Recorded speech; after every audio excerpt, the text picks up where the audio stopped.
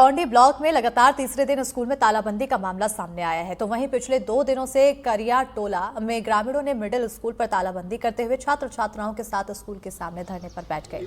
विरोध प्रदर्शन की जानकारी के बाद प्रशासन भी मौके पर पहुंचा, लेकिन ग्रामीणों से सार्थक चर्चा नहीं होने के कारण पंचनामा बनाकर वापस लौटा दिया। ग्रामीणों ने प्रशासन के इस पंचनामा को अस्वीकार करते हुए युक्तियुक्तकरण के तहत हटाए गए शिक्षक को वापस लाने की मांग को लेकर फिर से आंदोलन में बैठ गए हैं। बहरहाल देखना होगा कि पूरे मामले को लेकर प्रशासन आगे किस तरह का रुख अख्तियार करती है। बालोद जिले के टौंडी ब्लॉक में तीसरा ऐसा गांव अभी देखने को मिला है जो लगातार स्कूल में तालाबंदी का मामला जहां पे सामने आया है। और इस वक्त हम जिस जगह खड़े हैं वो करिया टोला गांव, जहां पर पिछले 2 दिनों से स्कूल में तालाबंदी किया जा रहा है, जिसके चलते जो यहाँ पे जो शिक्षा पढ़ाई प्रभावित हो रही है।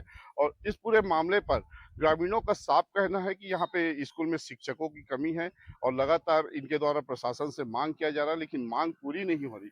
हालांकि कुछ देर पहले यहाँ पे जो प्रशासनिक अधिकारी, तहसीलदार और खंड शिक्षा अधिकारी भी आए थे, उनसे हमने बात करने का प्रयास किया, लेकिन उनके द्वारा किसी भी तरह से बात करने से हमारे किसी भी सवाल का जवाब देने से बचते नजर आए। पूरे मामले पर यहाँ पे ग्रामीण भी जो यहाँ प्रशासनिक यहाँ पे जो नोटिस जारी किया उसको लेकर यहाँ पे भी एक विरोध देखा जा रहा है, आक्रोश देखा जा रहा है। ग्रामीणों से समझेंगे एक यहाँ पे मामला क्या है। यहाँ बताएंगे, यहाँ पे स्कूल में आप लोग तालाबंदी करके रखे हुए हैं, पढ़ाई प्रभावित हो रही, जबकि प्रशासनिक जो टीम आई थी उनका कहना है कि यहाँ पे सेटअप पूरा है। जी, अभी प्रशासनिक जो टीम आई थी उनका कहना है कि बच्चे के हिसाब से सेटअप ठीक है करके, लेकिन हम लोगों को विज्ञान का टीचर चाहिए। विज्ञान का टीचर भी यहाँ उपलब्ध है, ये उपलब्ध है, फिर भी हमें कौशिक सर और विज्ञान का टीचर चाहिए। ये गांव वालों का हमारा कहना है। और भी लोग हैं, बताएंगे भी यहाँ पे जैसा कि शिक्षकों की पर्याप्त व्यवस्था है, फिर भी तालाबंदी आप लोग कर रहे हैं, ये विभाग का कहना है। इसमें पर्याप्त तो नहीं कहा जा सकता, क्योंकि अभी कुछ दिन पहले अब यहाँ के प्रधान पाठिका है वो वीआर ले चुके हैं, लेकिन उसका वीआर सैंक्शन नहीं हुआ है, इसलिए यहाँ सेटअप में पूरा दिखा रहा है। जिस दिन वे वीआर को उसका सैंक्शन हो जाएगा तो फिर या तो एक पोस्ट खाली हो जाएगा। इसलिए हम लोग मांग कर रहे हैं कि भाई और बाद में क्यों टीचर भेजे, जब ऑलरेडी हमारे पास कौशिक सर जैसा टीचर है जिसको पढ़ाने का कुछ बच्चों का माने उसका कैचअप करने का तरीका अच्छा है, इसलिए गांव वाले चाहते हैं कि उसको यहाँ रखा जाए। और भी जनप्रतिनिधि है, उनसे भी समझेंगे कि आप भी यहाँ पे थे जब तहसीलदार यहाँ पर आए थे और ब्लॉक शिक्षा अधिकारी भी आए थे, क्या कहना था उनका?